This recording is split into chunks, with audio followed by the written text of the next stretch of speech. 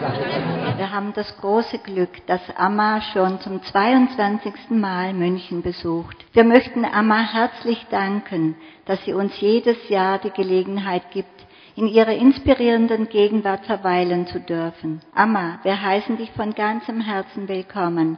Danke, dass du da bist.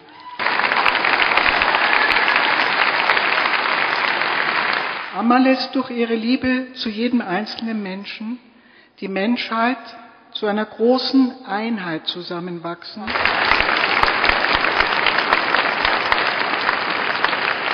Bereits seit vielen Jahren spricht Amma davon, wie wichtig es ist, selbst Nahrung zu kultivieren. Mit Grow-In macht Ammas Jugend einen ersten Schritt.